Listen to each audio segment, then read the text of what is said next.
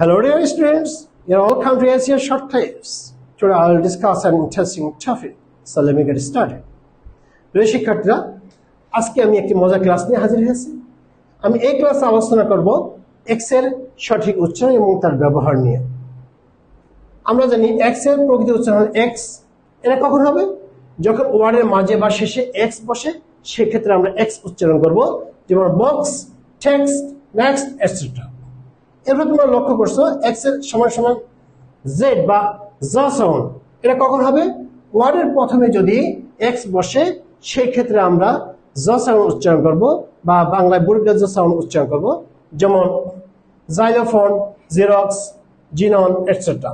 Xylophone অর্থ হচ্ছে একটি বাদ্যযন্ত্র, জেরক্স এর ফটোকপি এবং জিনন অর্থ হচ্ছে একটি রাসায়নিক গ্যাস।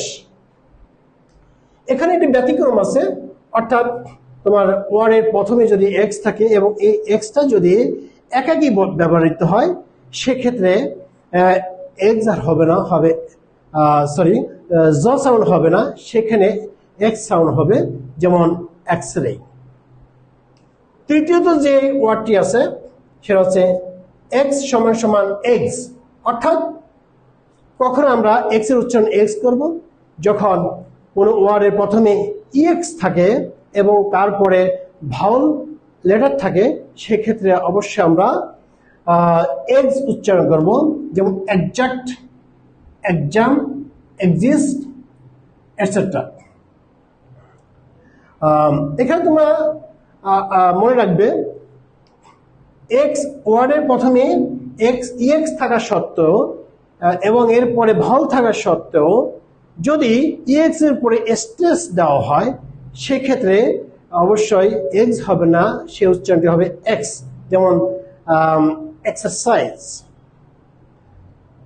সর্বশেষ যে xটি আছে এখানে দেখো, ex সমান সমান x, এটা কখন হবে? যখন ওয়ার্ডের প্রথমে ex থাকে এবং তারপরে কনসোনেন্ট থাকে, সেক্ষেত্রে আমরা অবশ্যই x উচ্চারণ করব, যেমন এক্সপ্লেন, এক্সপ্রেস, এক্সক্লুড এটসেট্রা। প্রিয় শিক্ষার্থীরা, আশা করি বুঝতে পারছো। Have a nice time.